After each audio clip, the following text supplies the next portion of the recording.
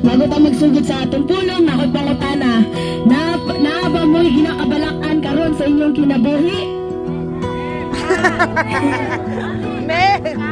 Amen. So, tanan yun ta, dili ko accept, hindi tanan yun ta, nga naagit ta. Amen.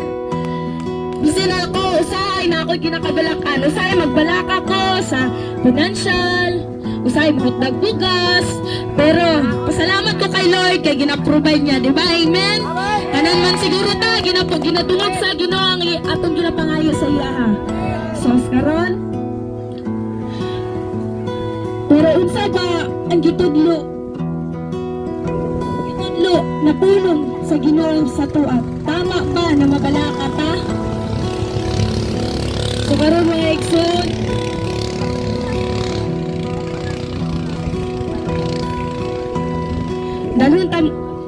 dalhon tamo sa pulong sa Ginoo sa Matthew chapter 6 verse 24 to 34. So maghatag na kog background gamay ni sa background ni Mateo. Kaning book of Mateo, si Mateo ang nagsulat ani sa una, isa siya ka mambubuwis nga gitawag sa Ginoo na nibag-o na nagsunod sa Ginoo.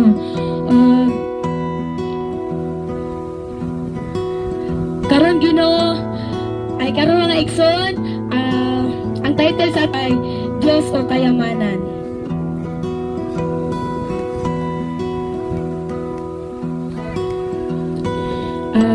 Ang verse 24, walang aliping makakapaglingkod sa dalawang Panginoon sapagkat kapupuutan niya ang isa at iibigin ang ikalawa.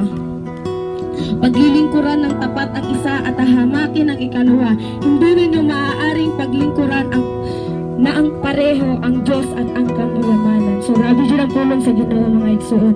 Nadili yun ta pwede maglingkod sa duha ka Panginoon. Kaya pwede nato kapuutan, pwede po nato mahalon ang isa. So, pero mas importante dyan mga igsoon, asa ba yun mo nagalingkod karon? Napaway nagalingkod karon sa kayamanan? Saba. Asa bala. So mga Exxon, di kita pwede maglingkod sa duha ka Panginoon. Dapat yun sa Ginoo na kita maglingkod mga Exxon. Wala na lain pa. Sa yun na tamunahon kay siya ang naghatag sa atong kinabuhi. Amen? Amen. Dali sa verse 25, kaya't sinabi ko sa inyo, huwag kayong mabalisa tungkol sa inyong kakainin at sa inyong iinumin, upang kayo'y mabuhay o kaya'y tungkol sa susuotin ng inyong katawan. Hindi ba't ang buhay ay higit na mahalaga kaysa sa pagkain at ang katawan kaysa sa damit? So mga igsoon, lami kayong pulong sa Ginoo. Dili gyud ay taangay nga mabalaka sa atong pagkaon, sa atong inumon, kay kini i-provide ni sa Ginoo. Kay ang Ginoo nakabalo kung unsa atong mga kinahanglan. Dili na to kinahanglan mga kinahanglan na to ang pagkaon, pero kung unahan na to ang Ginoo sa atong kinabuhi, i-provide niya ang tanan. Amen? Pero sa verse 26, masdan ninyo ang mga ibon, hindi sila nagtatanim ni umaani man o kaya'y nagtitipon sa kamalig, ngunit pinapakain sila ng inyong Ama na nasa langit. Hindi ba't higit kayong mahalaga kaysa sa mga ibon? So grabe yun ang Ginoo mga igsoon. Tanawan ninyo ang mga langgam, kusindili pa sila mo trabaho, pero ginaprovide sa Ginoo ang ilang mga ginakaon, ginakinahanglan nila. Unsa pa kaha na kita, grabe ta kam importante sa Ginoo, grabe ta kapalangga sa Ginoo mga igsoon. Mong kita dili jud nato kabalakan kung unsa man ang atong ugma. Amen? Amen. Sa padayon ta igsoon diri sa verse 27. Sino sa inyo ang makakapagpahaba ng kanyang buhay ng kahit isang oras sa pamamagitan ng kanyang pagkakabalisa? So mga igsoon, wala jud, di ba? Wala gyud, dili gyud ta makadungag sa atong kinabuhi. Bisiking minuto lang na seconds, di na to na kaya idungag sa atong kinabuhi. Pero ang Ginoo kaya niya na buhaton sa tuwa basta sunod lang kita sa iya. Amen? Dito sa verse 28. At bakit kayo nababalisa tungkol sa pananamit? Isipin ninyo kung paano tumutubo ang mga bulaklak sa parang na hindi sila nagtatrabaho ni gumawa ng damit. So, tanaw mga igsoon, bisking halaman, grabe kanindot. Kay kana, ang Ginoo nagbuhat sa tua, mas labaw gitang palangga sa Ginoo. Kay kita ang yang binuhat na grabe niya kapalangga. Amen? So, diri sa 29, ngunit sinabi ko sa inyo, kahit si Solomon sa kanyang karangyaan ay hindi makakapagdamit ng singganda ng isa sa mga bulaklak na ito. So grabe yun mga igsoon. Paano butang diligid ta makasuot og kanang nindot na ginaingon diri, kaning ginaingon diri nga kanang kahimayaan sa Ginoo, ang grasya sa Ginoo na ginahatag sa tuwa. Walay makatukong bisin kayamanan diri sa kalibutan, walay makatukong sa gugma sa Ginoo sa tuwa. Amen. So padayon ta mga igsoon diri sa 28. At back ay sa 30. Kung dinadamitan ng Diyos ang damo 31. Kaya huwag kayong mag-alala na baka kayo'y kapusin sa pagkain, inumin o damit. Mga igsoon, kaning pulong sa Ginoo. Nagaparimay ni sa tuwa na diligid ta magbalaka na banag na ata sa iyang kamot. Kaya diligid ta niya pasagdan. Dili siya makawang sa iyang mga sugo sa tuwa. O iyang mga ginaingan sa tuwa. Amen? Ngunit, higit sa lahat ay bigyang halaga ninyo ang kaharian ng Diyos at ang pamumuhay ng ayon sa kanyang kalooban at ibibigay niya sa inyo ang lahat ng mga bagay nito. Amen. Grabe ang pulong sa Ginoo mga igsoon, lami jud kaayo. Nga. Gingon niya, unahon lang jud nato perminti ang Ginoo mga igsoon. Kay tanan nga atong gikinahanglan iyahang i-provide basta siya ang atong i-priority sa atong kinabuhi. Dili nato unahon ang mga kayamanan diri sa kalibutan. E bisingon sao na to kadato, bisingon sao na to kanindo pag mga sanina. Kini mulabay lang lamang. Dapat jud mga igsoon, mas unahan na tong kaharian sa Diyos. Kaya inigabot sa panahon inigbalik sa Panginoon. Ignon taniya, welcome my faithful servant. Grabe mga igsoon. Mao na akong ginapangandoy mga igsoon nga mauta ang panahon nga ako pagbalik sa Ginoo na makauban ako siya. Mao na piminta akong ginaampo nga grabe jud kalami nga naaka sa kamot sa Ginoo ka dili ka mahadlok. Wala kay ginakahadlukan, di ka mahadlok mamatay, dili ka mahadlok mawadag pagkaon kay ngano. Ang Ginoo andam mutabang sa imo basta sa inyong priority sa inyong kinabuhi. So, kaning mga butang diri sa kalibutan wala lang ni. Bisan sa mo kadato kung wala kay Ginoo, wala lang gyapon mga igsoon, useless imong kinabuhi. Bahalag magkalisod ta. Amen. Kung nga dato ta, wala tay Ginoo, pero wala ta kabalo kung asa ta mapadulong. Amen mga igsoon.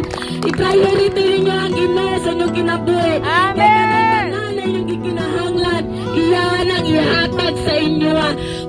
Kung inyong ipangayo gamay ra pero ang ihatag sa Ginoo sa inyo, sobra-sobra pa. Basta musalig lang yun ta sa iya. Amen mga igsoon. So mga igsoon, magpadayon ta sa last verse verse 34. Kaya huwag ninyong alalahanin ang bukas sapagkat ang bukas ang mag-aalala sa sarili niya, sapat na ang inyong mga suliranin sa bawat araw. So mga igsoon, ayun sa Ginoo diri sa last verse, dili na gyud nato dili gyud nato kabalakan ang ugma. Kasi syempre, di ba mga igsoon kita, kaya kita duwa jud except sa tuwa, syempre naata diri sa kalibutan, gabalaka jud ta. Magbalaka ta, daghan ta ginakabalakan, basig dili dato unta angay kabalakan, pero ginakabalakan gyud nato. Pero mga igsoon, dili gyud ta angay mabalaka. Kaya ngano, basta mo ampo ka sa Ginoo, mo salig ta sa iya, basta unahon lang gyud nato siya sa atong kinabuhi. Dili gyud siya mapakya sa iyang saad sa tuwa mga igsoon. Mao kita mga igsoon, basing unsa man mahitabo sa atong kinabuhi, unahon gyud nato ang Ginoo. Kaya ngano, para inag-abot sa Ginoo, lami kay paminawon nga i-welcome ta niya sa iyang kaharian. Dito mas dato ta dito mga igsoon. Una-una nato na mas dato ta dito kung makauban nato ang Ginoo. Amen mga igsoon. So, dayon tas mga igsoon unsa ba ang tudlo diri sa atoa. Application na ta mga igsoon, huwag nating paglingkuran ang Diyos at kayamanan ng sabay. Kaya diri makita sa verse 24, walang aliping makakapaglingkod sa dalawang Panginoon sapagkat kapupuutan niya ang isa Amen, at amen. ibigin ang ikalawa. Paglilingkuran ng tapat ang isa at hamakin ang ikalawa, hindi ninyo maaaring paglingkuran ng pareho ang Diyos at ang kayamanan. So diri igsoon, biligid na to angay nga isabay na ato ang paglingkuran na ang kayamanan ug ang Diyos. Kay kung ato ang mangguning isabay, syempre kita maglibot ta. For example, ane, diri akong isa ka TL, diri ni siya padulong ni siya sa Ginoo. Kining isa diri sa kayamanan, wala ka nang sumba ka ako karon.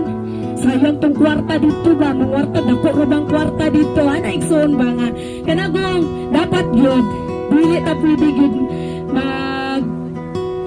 maglingkod sa duha, dili ta pwede na, sa kayamanan, o sa Diyos, dapat, ang Ginoo yun ang atong i-priority mga igsoon, kay kanang kayamanan, kung will jud ni Lord na mudato ta mga igsoon, mudato jud ta basta umahon na to sa kay nindot kay mga igsoon, di ba?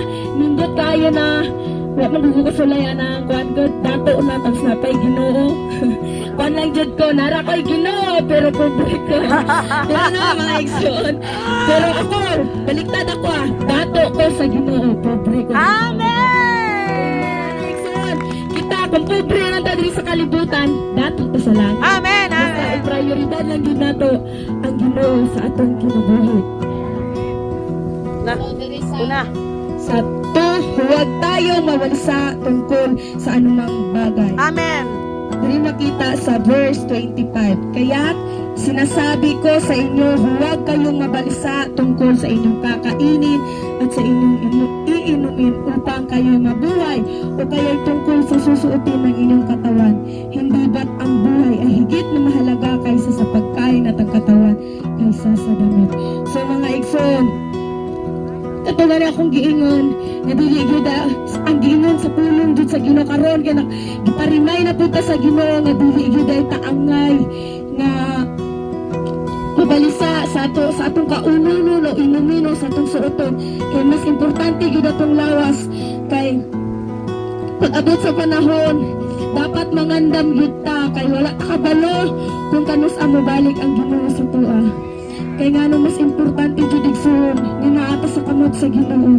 Kay bising usan orasa pwede mabalik ang Ginoo. Nung kita mangandam jud ta igsoon di jud ta mabalisa ng mga kung wala tay makaon kay kana i-provide ra na sa Ginoo. Amen mga igsoon. So diri sa number 3, bigyang halaga ang kaharian ng Dios. Diri siya makita sa verse 33.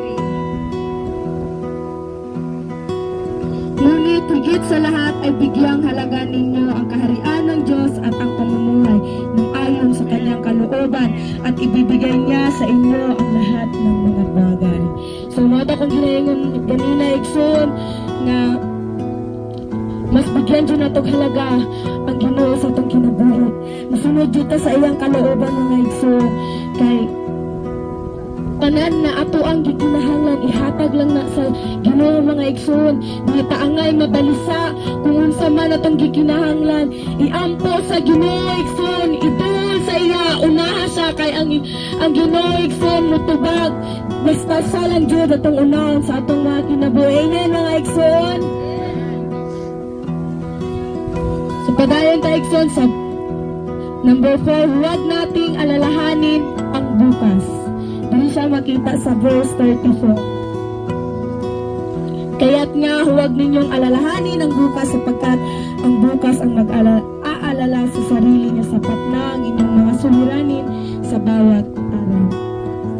So, lawi kayong tulong sa Ginoo na nagingon jud siya nga dili na to kabalaka na ugma. Siyempre kita kay tawo ra ta mabalaka gid ta bisan sa og gidingon nato na adi ko mabalaka pero mabalaka gid ta labaw na. For example, kinsa may mga anak diri nga naga-eskwela, siyempre mabalaka ta mo anak ta no sa kaniyang balon ugma no kay mauul po kayo ng bataan kung ilang mga classmates hapit nagakaon tapos siya wala. Siyempre kita po di nga na dito ginapala ka labanan ni kining na yung mga anak na ulitaw mingon na sa magulap na ni tanawa ako gahi kog ulo de padulong gyud ta sa angkan. Mano kanang pero wala mo ko nagmahay kay blessing man ang bata di ba mga igsoon dilip kung wala mo siguro na nahitabo kapudri sa inyong atubangan karon nga paggamit sa Ginoo. Grabe lami kay sa pamilya mga igsoon sa gihatag sa opportunity sa Ginoo sa kuha mga igsoon. Sa igsoon gina-challenge sa mo mga igsoon na dili nato ipagsabay ang Dios at ang kayamanan. Amen. Sa mga igsoon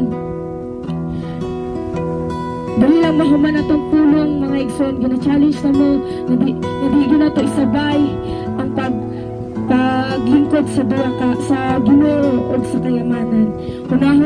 Unahon din nato mga igsoon ang Ginoo kay kanang mga butang diri sa kalibutan i-provide ra na sa Ginoo kay kini po mga butang diri sa kalibutan mga igsoon bisan sa nakamahal pwede na kawaton anayon apan ang pulong sa Ginoo at ang buhay na walang hanggan walay makakawatan ng mga igsoon. Amen mga igsoon. Igsoon magpadayon ta sa pagpangalagad sa Ginoo. Sa mga problema nga moabot sa atong kinabuhi dili ta mabalisa kung sa man ang atong gikinahanglan ayaw mo dili ta mabalisa mga igsoon kay ang naatay Ginoo sa atong kinabuhi kay ang tawo nga naay Ginoo sa kinabuhi dili mabalisa sa pagkaon o unsa man diri sa pangkalibutan mas i-prioridad na gyud nato ang Ginoo sa atong kinabuhi. Amen. So mga igsoon wala tong pulong sa Ginoo. So igsoon man nalihog ko nga manindog ta para sa pag-ampuya sa God.